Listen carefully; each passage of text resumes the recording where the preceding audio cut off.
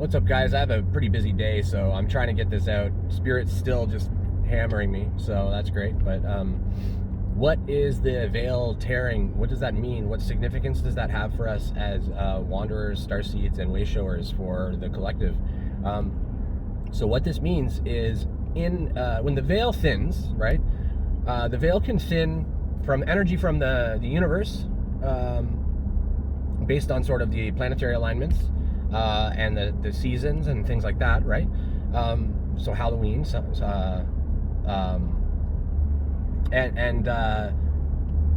and when it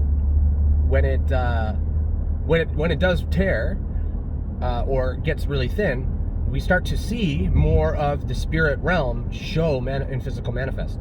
So what does this actually mean, right? What this means is you're going to have, so for example, I have a spirit guide, Merlin. He's a lot of people's spirit guides. He's a collective of energy and is an archetype of the magician, right? Like that's how I see Merlin. So, but now I'm getting so many physical signs of his direct involvement in what's proceeding in the play of my life. So how does that look? So, I was thinking about Merlin and thinking about connecting with him and talking with him a little bit. And then a wizard who I like to call the King of Wands on the West Coast. My phone explodes off the thing as soon as I say King of Wands. We're doing the rest of it tilted. We'll just tilt against windmills, right? So then he sends me this picture of a license plate that literally says Merlin on it with a 3, and we know 3, the numerology of 3, right? So it's just these types of things. The veil is so thin and literally like ripped in places, like the realms are merging, right? That concept of like the magic coming back. What a horrible thing. This has, the King of Wands has sabotaged my friggin' my stand. That's not true, but it's things like that where these coincidences, or what you may have in the past noticed but attributed to being coincidence, is now you're like, oh, this is literally, I just had this conversation with my guide who is, maybe a Mintakan mermaid or something, right? And then all of a sudden you look over and you see like a commercial for Little Mermaid. Things like that. Like, it's all of these, I was talking with was it my last video? I think it was my last video. I was talking about egregores being empowered. Like, and so another component or consideration about egregores is that other civilizations, and when we're tapping into their energy, such as the Pleiades or the Arcturians or Andromedan even, Andromedan's a whole other galaxy, so that's a whole other ball game. But when we're tapping into all of these energies, these are collective energy currents, in addition to, in many cases, also like physical civilizations. And they're getting these sort of conduits now, these clear channels. So many of us are like, not only are we wide awake, but we're wide open, and so many of us are literally anchoring in our I am presence.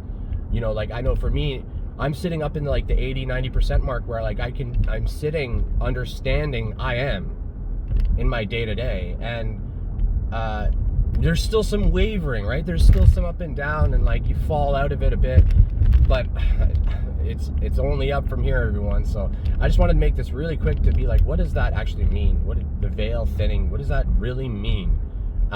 We hear that, it means that there's a big easier to connect with spirit, and that's all true. But it also is I don't know if this is a totally new thing to the thin veil, but the physical manifest signs right now are empowered. Physical manifest signs. So it's a part of it's a bit of a test too, because when we look external for the manifestation and see that, if we identify with that external manifestation too much, right, we start to feel we need it to have faith and to trust and surrender. If we feel we need all these external signs, we're setting ourselves up to be blinded in the future.